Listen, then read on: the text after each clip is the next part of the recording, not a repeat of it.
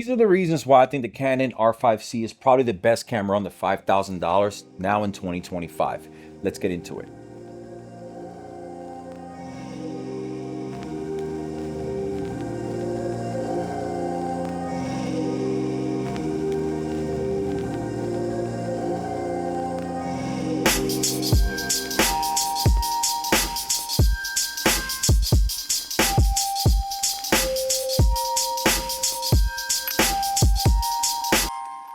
In today's market, there's a ton of really awesome cameras, and I think that you would be doing yourself a disservice if you don't go shopping around looking at older used cameras.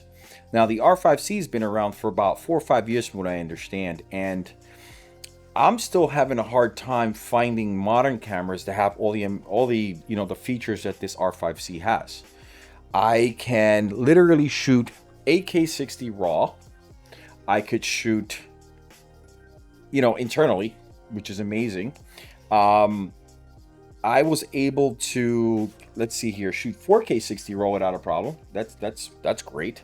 These are things that my S5IIX does not have. That's the reason I was looking at a different camera. Now, why didn't I buy an FX30? Why didn't I buy a C50?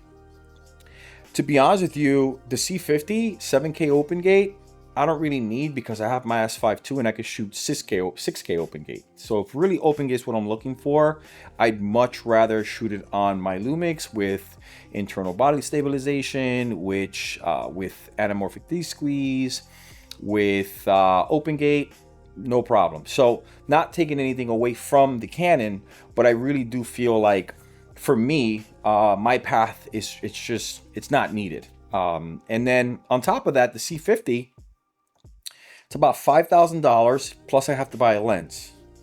RF lenses are crazy expensive, and even if I do the EF adapter, I'm looking now at EF lenses, and good EF lenses are still going to cost you about $900. I mean, a lot cheaper than RF glass. Like I got a Sigma 24 to 70, which is amazing EF, and I've been using it. It's actually pretty freaking cool. Now, that being said, I looked at the features in the C50 and I don't feel like I'm missing really anything except I have a viewfinder with this, which I wouldn't have with the C50, So, that being the case, I was just like, you know what? This is $2,000. I'm all in for less than $3,000. I can't complain. Like, I think that's super, super good. Now, there are some shortcomings here that I'll talk about in a little bit, but for the most part, I'm just trying to do a comparison to what was out there. Now, the next camera that I was actually looking at was the Lumix S1II. The only reason the S1II is not the camera that I bought and I just go splurge because I have all the L mount lenses, I have everything I need with L mount, is strictly because of the overheating. I know that people are saying it doesn't overheat. I can't take the chance. I've had it where I had a camera fail on a job before, and it was not a good feeling, and I told myself I'll never have that again. And just to know that I'm going to have that anxiety building up inside of me, just, if I'm working a job that it might overheat, even though I got a second camera, what if it's my second angle? Like if you do a wedding or something. I just can't take that chance. I'm just not balling out like that, when it comes down to my camera gear. So I feel like it's totally out of the question to buy a camera that could overheat. I don't care if it doesn't for certain people. I just know that I can take a chance. You cannot call it a professional camera if it's not going to work. Like if there's a chance it's not going to work. Like, and if you go into a job knowing that, like, I know there's a lot of guys that have been using it that have had really good luck and really haven't had issues with the overheating.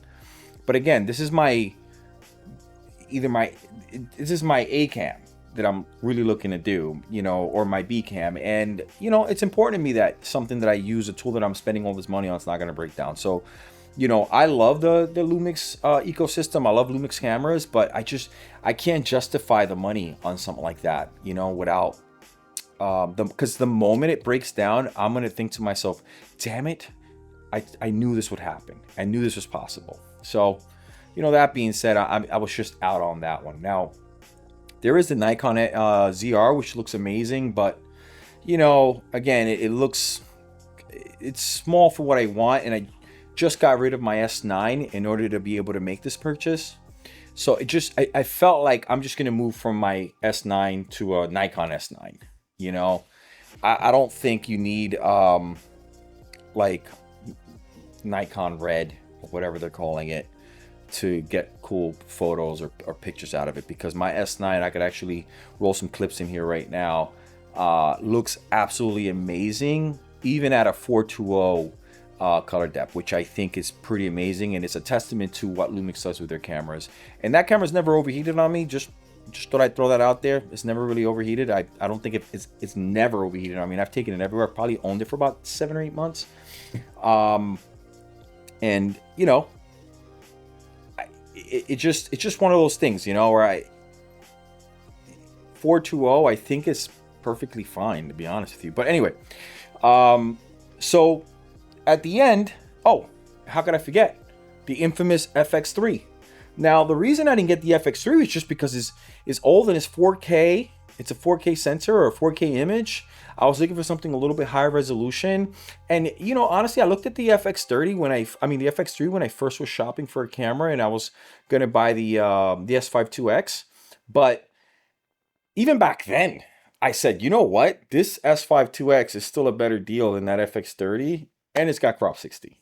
So even at crop 60, I'm not taking chances, and I'm literally going to buy an S5 II. So I'd rather buy two S5IIs or two S5IIXs used than to buy one FX30. FX3 just does not make any sense. Like, unless you're in Sony's ecosystem, you have the lenses, you have everything you need, then maybe it makes sense. I do like the step up ladder with Sony, with having the FX3, the FX6, the FX9, the Burano, all that stuff. Like, I totally get it. But that's part of the reason why I went with the Canon. I have a step up ladder now. I could go from this to, you know, a C80 or C400 or C300 or something. Not only that, I feel like, you know, if I'm just working in one ecosystem, I'm just working on the Lumix ecosystem. I'm learning how to use their menus. I'm learning how to do, you know, videography with this, right?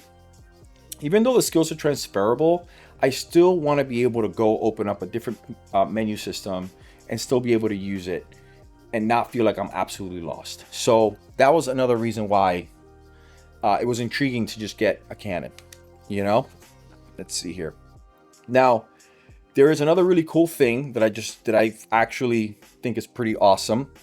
The lens flexibility with the adapters, it's great. So obviously this is an RF to EF adapter, but I also have a EF to L adapter. So I was actually testing out the Sigma lens on the Lumix S5II, and it works perfect. It works flawless. So, you know, I could potentially use the same lenses between bodies and never have an issue, you know, which I think it's actually a plus.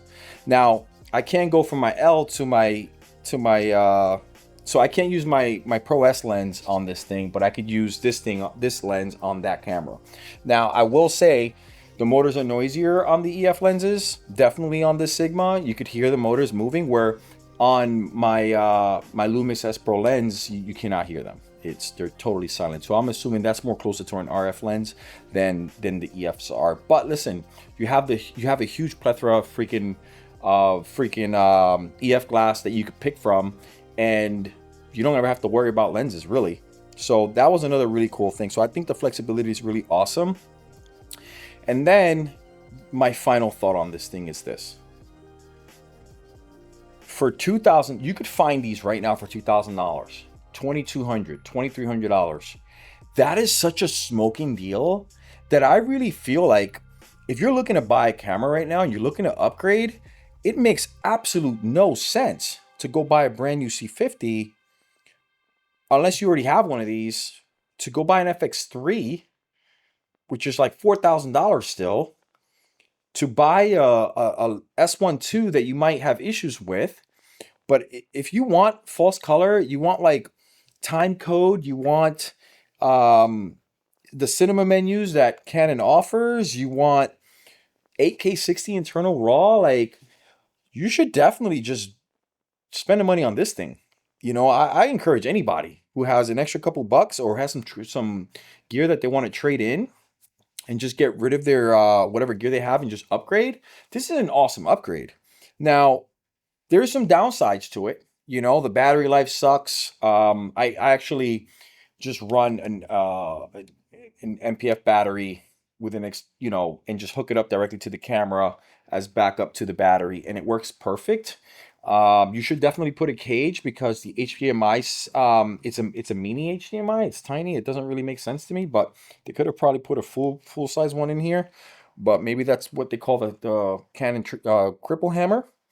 And yeah, I mean, and then you're good to go. You know, so I pretty much had everything ready for this thing. Now, if you want to do 32-bit float, you could buy the Tascam unit on top, which is great. So you could get professional audio out of it, which is amazing. And yeah, I think that for the price, what you're getting is a professional, you know, it's a professional full all around camera. You could take pictures with it just like I do on my S5. It's part of another reason too. Like I did not want to get rid of my ability to be able to just go back and to take pictures, because when I travel, I tend to take a lot of pictures. I mean, who doesn't, right? But yeah, I thought I'd put that out there. It's been a while since I've made a video, and you know, keep over there, keep shooting, and I'll catch you in the next one. Peace.